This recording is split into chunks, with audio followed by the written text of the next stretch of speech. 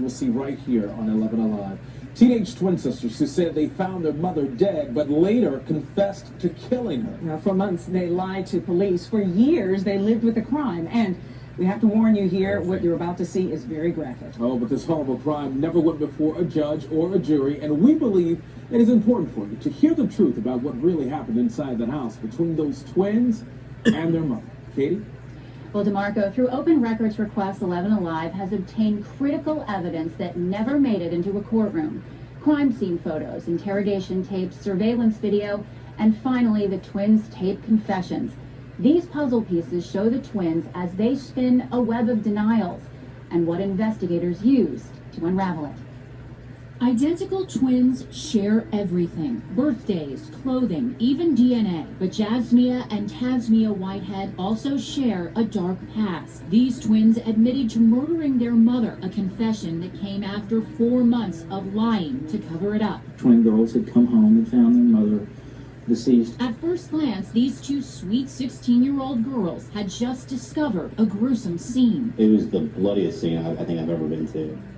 January 13th, 2010, one of the girls flags down a passing police car. Inside their home, Conyers police find their mother dead after a brutal attack, submerged in a bathtub. As soon as you open the door, you could smell the blood, like the copper iron smell. The girls, known as Taz and Jazz, are described as visibly distraught and taken into the care of Conyers police. You come over here, sweetheart. Come sit over here. Until now, these tapes have never been seen by the public. Jazz, like, screaming or say something. I looked that way, and all I saw was, like, blood all over the floor. We were treating them as, victims, witnesses that came home, found their mother, dead. Remember, these girls admit it. This is all an act. He's not going to come back. Several times, Jazz asked for her mother. A mother that she, along with her sister, murdered. I'm gonna make sure they find the person that did. The people who did it are in this room, lying to police. There was a little red thingy that sit on like one of the tables. There's a vase, a big giant red vase. That had been used to strike their mother. More lies, some laced with truth. There was like blood in front of the door, and there was like a line of blood, like they dragged her in there.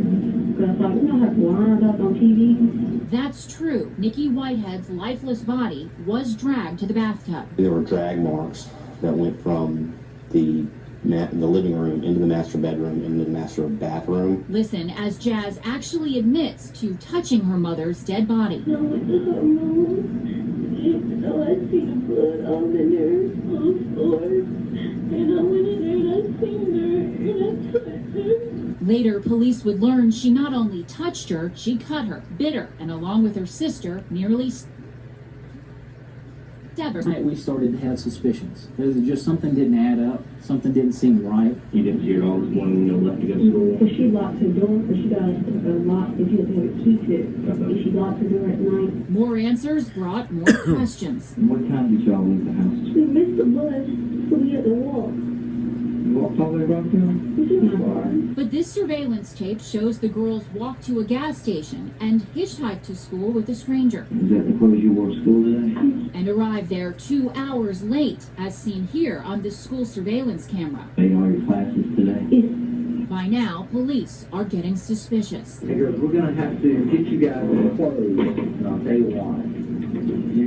You were in the crime scene. The girls had had a history of domestic troubles with their mother for years. It's evident by this handwritten letter recovered by police at the scene. It was sent from Jazz to her boyfriend. She says, "I just hate living here, being with her." I told her when she was dead and she was dead, I told her that plenty of times she could have died. Presumably to hide their injuries, both girls wear gloves indoors, but police quickly noticed and asked that they be taken off. Let me see your hands and your arms.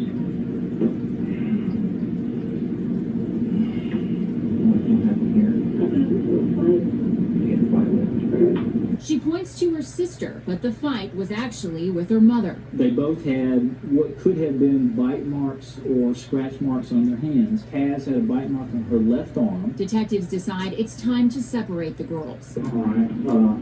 Tad, I want you to come out here and sit down for a minute. I want to talk to your sister. Why y'all gotta separate us? Because we need to talk to y'all separate. I know it sounds mean, but it's really not. Police will now compare stories, and unlike the twins, they're far from identical. Now, tomorrow night, we're going to pick up with this story right where we left off. Police start to look at the girls as suspects and apply pressure that ultimately leads to on-camera confessions. We have those tapes as well. I tell you, it is absolutely